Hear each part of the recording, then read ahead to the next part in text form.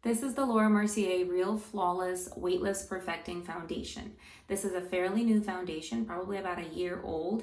It currently retails for $52 on Sephora, and it does come in about 30 shades, which I feel like is a really decent shade selection. It claims to blur the lines between foundation and skin.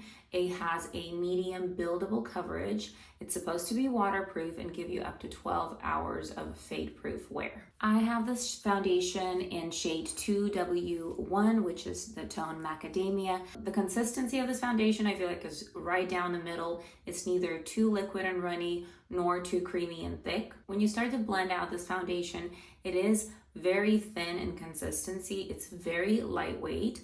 And on your fingers, it almost feels slippery. However, when you apply it to your face, blend it out and give it just a minute to set, it feels extremely natural as far as the finish goes. Very thin, very skin-like. And I would say just a very beautiful finish overall. They do recommend that you apply a couple of pumps to the back of your hand just to warm up the foundation and then use your brush to apply it to your face. However, I found that it works much better if I just apply a couple pumps directly to my face and then use a big brush to blend it all out. I feel like that I waste a lot less foundation that way, and I just get a more cohesive overall coverage. I would say that it's almost a medium coverage. I think that I would want maybe just a little bit more, but it does cover any maybe uneven skin tone that I have, maybe just slight sunspots. If you are used to a more full coverage foundation, you will have to build this up. With just one application, you could still see that I have some of my spots and blemishes peeking through. If you have more problematic skin and acne, you will definitely need to apply a concealer and build this coverage. Just for reference, I always wear my foundation with just my skincare and moisturizer. I never use primers or setting powders. So what you see on my skin is essentially just a moisturizer and the foundation itself. I do apply a concealer just under my eyes, but the rest of my face is just the foundation.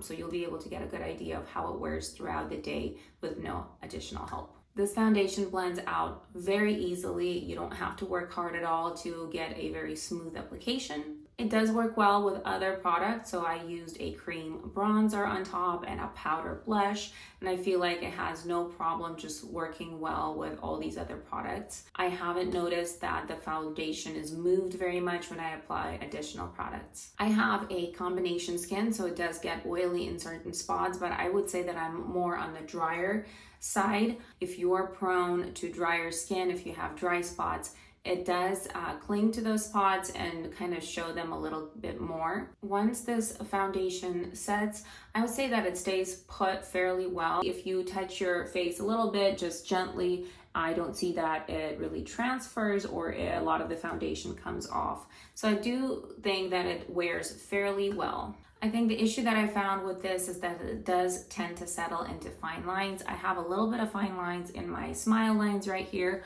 a little bit around my eyes, and on some days more than others, I find that it really does settle in those lines and accentuate them.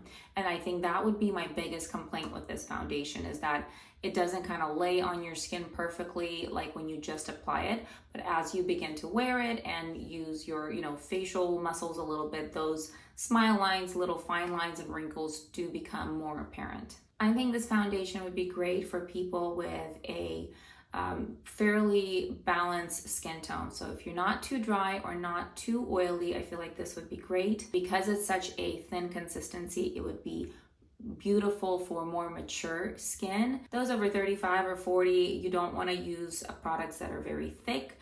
And because the consistency of this foundation is so thin and beautiful, I feel like it would look absolutely beautiful on mature skin. With that, if you do have a lot of fine lines though, I think it would probably be a little bit problematic. You might need to use primers or setting powders just to minimize the appearance of those lines, because I do think that this foundation, as you wear it throughout the day, does tend to settle in those lines and accentuate them. As far as longevity, I think it wears fairly well. I don't know that I would say that it does a great job for the full 12 hours. Usually towards the end of the day, I do see spots around my jawline that where the foundation has worn off and come off. It doesn't stay put as well as I would like it to. For example, the other foundation that I like and use all the time is the Maybelline Super Stay Skin Tint. And I feel like this foundation has a much better staying power than the Real Flawless. I also think that if you don't use setting powders and you have a more oily skin tone, this will start to break down and get a little bit shiny and oily towards the end of the day. I only get oily right here in my forehead and kind of down my nose, and I do notice it if I wear this for a long time. Overall, I'm just really impressed with the finish of this foundation and just how lightweight it is. It truly does blend so well and seamlessly with your skin and provides you just enough coverage to cover any slight imperfections and skin discolorations to give you a very beautiful and youthful look. I just wouldn't say that it's, a top foundation for me or one that I would necessarily repurchase. So if you tried this foundation, let me know if you liked it, if there were things about it that you weren't crazy about. And if you have any questions, feel free to comment down below. Come back here for more product reviews, and I will see you guys later.